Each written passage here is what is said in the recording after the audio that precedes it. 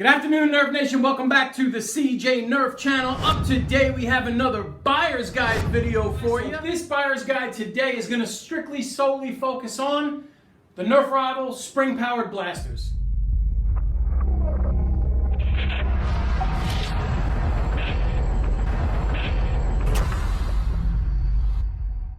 Three blasters in the Rival line that actually qualify under this category. We have from 2015 the Apollo, from 2016 we have the Atlas shotgun, and from 2017 we have the 30-round slam-fire machine, the Artemis. So we're going to take a look at the cost versus value and their pros and cons, and then I'm going to give you my overall buying guide list for worst to first.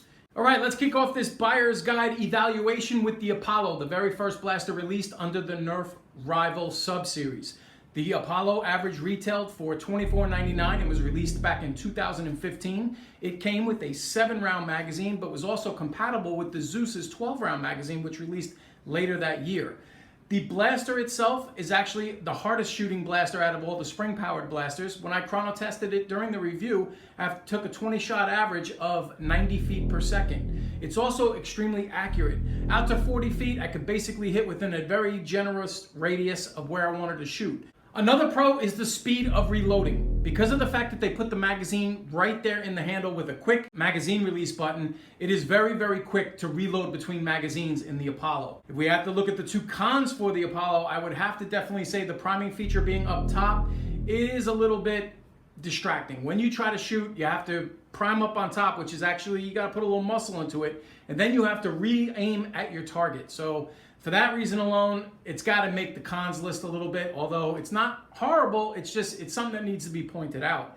And then two, if you get a jam in the Apollo, it's actually pretty time consuming and kind of a pain in the butt to actually undo.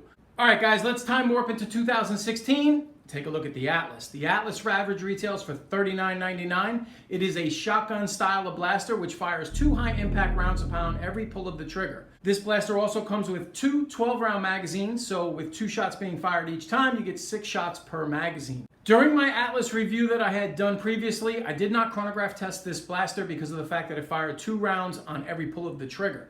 But trust me, it does fire hard. The spread on the shotgun bullets is actually not too bad. It actually has a pretty tight shot grouping, which actually shocked me when I fired it.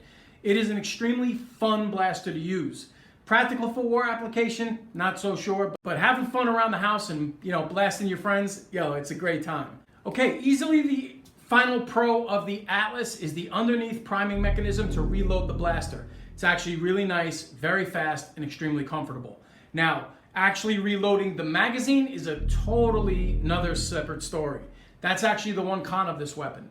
To reload that, you actually need 2 hands, and it's not as fluid as, say, the Apollo. It's actually a little awkward. It kind of reminds me of the Zeus, which it's just different, but it's just a pain in the butt, in my opinion. So overall, I would say that's the biggest con of the Atlas. Okay, taking a look at the final offering from 2017, the Artemis. It average retails for $44.95. It has a 30-round capacity with 3 10-round built-in magazines, which actually don't remove from the blaster. It has an underneath priming mechanism, which offers slam fire, so you can get a ton of rounds downrange in a very short period of time. During the chrono test that I ran, during my review of this blaster, it averaged after 20 shots, 80 feet per second, which was actually quite nice. A little bit under the Apollo, which actually kind of shocked me, but it was right there. It shot hard. You couldn't complain. Now, the range on this blaster is a little bit limited. Let me explain. When you're shooting from basically 20 feet and in, it's very accurate. When you go between 20 and 30, it kind of starts to scatter a little bit. You get out to 40, it's basically just spray and pray. So if you are more of a support type player and like to just spit a ton of foam, that's your blaster. If you like more accurate and pinpoint precision, maybe not so much. And then the second con of this blaster, in my opinion, is the internal magazines, and only because of longevity. How does it work down the line, say a year or two after you've put a lot of heavy use into this blaster? Do the springs wear out? How do you replace them? For those 2 reasons alone, I'm just really not sure of the longevity of the weapon because I haven't had it long enough to be able to let you know that. So that's the overview, cost analysis, and pros and cons of each. Let's go ahead and rank these bad boys, shall we?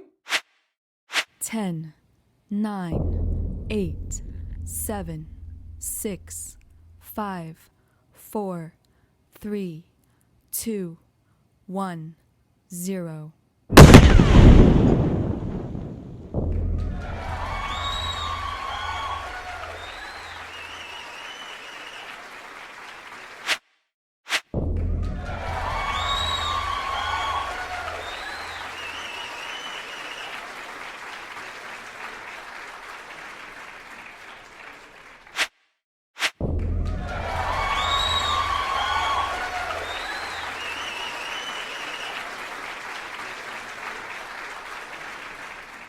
All right, there you have it, ladies and gentlemen. The Apollo is my overall choice with a 90 feet per second average straight out of the box. Being able to shoot and basically hit what you want or come very close to it out to distances of 40 feet. Very fast reload with the magazine going right into the handle. Tactical rail and the power of the blaster actually make this a wonderful choice. So I would definitely say for the value, power, range, speed, it's got to be the Apollo. If you disagree with my overall rankings, go ahead and leave me a comment and let me know which way you would have put these three blasters. I'd love to hear it. We can have a discussion. Of course, this buyer's guide is my opinion. Hope you guys enjoyed this video. And once again, from our family to yours, have a wonderful day, everybody.